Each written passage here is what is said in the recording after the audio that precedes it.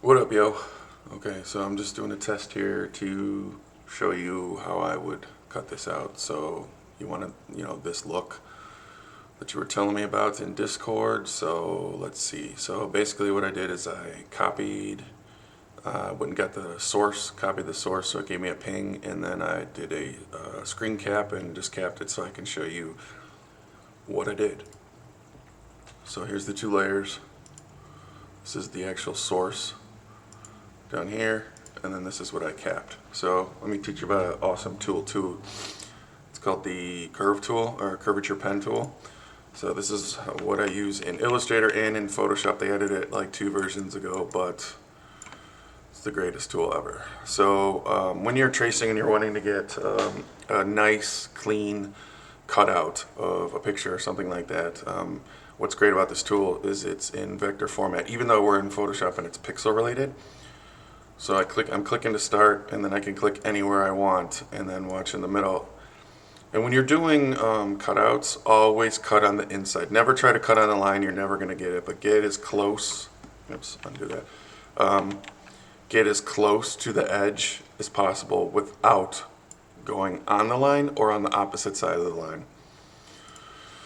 So I'm clicking here to continue this line, and again, you can go ahead of it, and see how it's already creating that curve, you know what I mean? Because it's mathematically trying to finish the curve that started from here with this point to this point to this point. So as you can see here, I'm over, so I'm going to add, make a new point and then come in a little bit. And if you ever hit an edge that you want to start with a flat, because right now if I continue to do it, it's going to continue to create a curve affecting everything in back, but I have a good line there, so I kind of want to stop that there, and then what I'm going to do is create a nice little curve to do the brow. See how I'm all the way in there?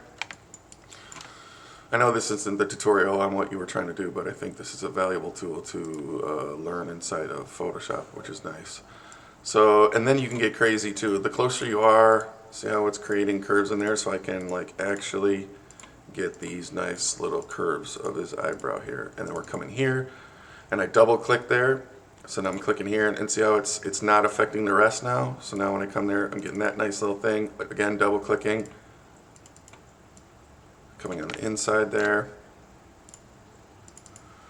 boom. Now you can start to go farther, and then you can edit from the inside, see what I mean? So that's pretty good.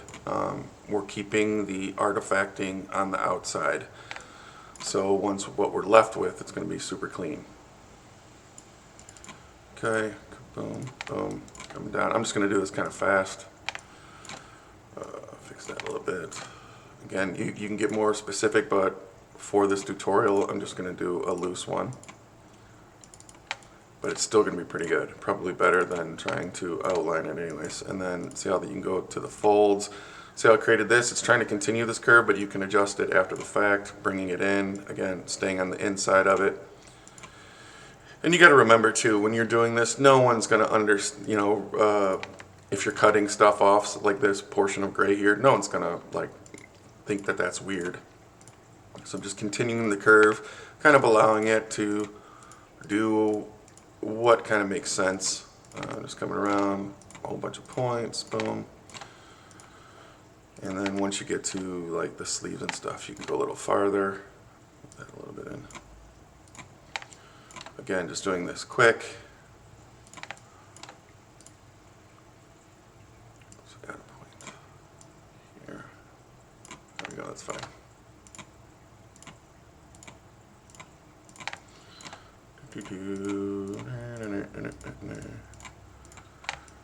So you get the idea. And then I'm gonna, well, no, I'll go down to the bottom. Cut it down here. I'm double clicking so I can get a straight line from here, then just continue. Boom. Coming around this curve. Takes a while to get used to this tool. I can go over more of this tool later. You got to kind of understand it to work with it well.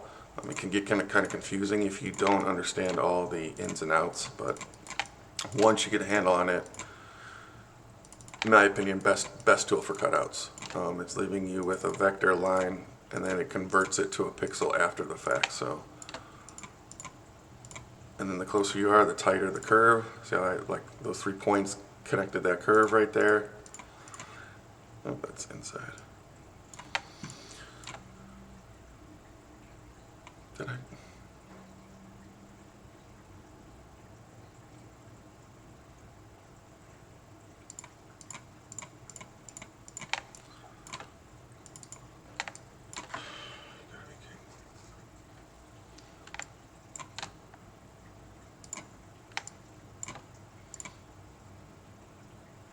Let me fast forward for this part. I'm just finishing up this outline.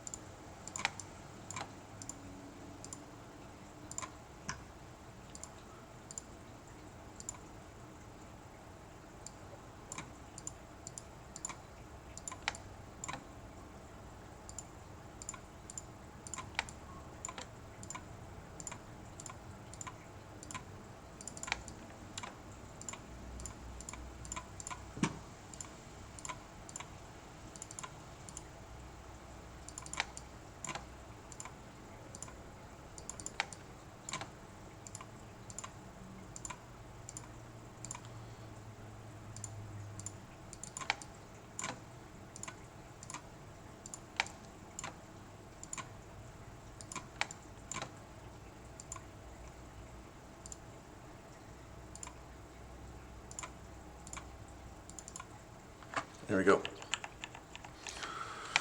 So now you have your dude selected. You're going to right click on him and we're not going to get into vector mask today, but you can make selection and then just, I think you got to invert, create a mask from that so it's non-destructive.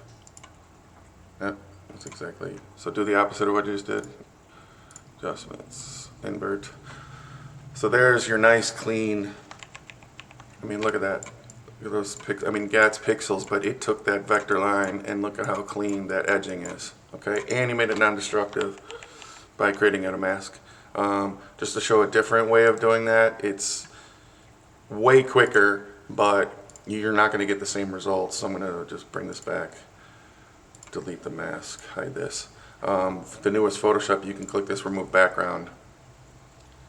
And it'll be good for this one. I mean, that's decent, but again, you're not going to get most other images. You're not going to have such a clean background, and it's going to have a hard time picking it out. I mean, it does a good job, but you're going to get some artifacting. So that's just another way to do it too. And then to do it, since we already have a mask here, which is nice, all I'm going to do is come to this selection where I see this gradient starting to fade off. I'm going to come and make that selection, and again, I can be loose here because I have it cut out, and I'm going to be creating it in the mask. So it's right around here. And then to get that nice blur, you're going to feather it. I don't know if you need 100. Let's try like 50. And then make sure you have your mask selected only. And once you basically you're hitting the delete key, you're going to be creating black. So you can start to see, or I'm sorry, it's the opposite way. So alt fill, there we go. I'm filling it with the black. So see here, down here in the mask, it's starting to take it away, and you're seeing that blur coming away. And that's not bad because it's, I did that 50 pixel feather, so it already had a transparency on there. But now, as you can see, you have a nice little, let's add a background to it. A solid color, and let's pick like a pink so you can actually see it. See what I'm saying? So you got a nice blur, and then you can expand that blur, going farther, going from harsher, depending on your amount of feather. There's so many different ways of doing it, but now what's nice is you can come and export this ping, and I'm going to go do it on Tiny Ping, and test. So as you can see, it's dropped that down significantly from a couple megs, and we don't even have to have it that size. You know what I mean? That's huge, but still, half a meg, 478K isn't bad at all. So saving that, and then I'll actually go to my desktop. There's a new one. Then you can see, look at that. You got a nice little outline. So that's how you do it. There's obviously different ways of doing it. You can get a different blend, but that's just a quick and easy rip right there. So hopefully that helps a little bit.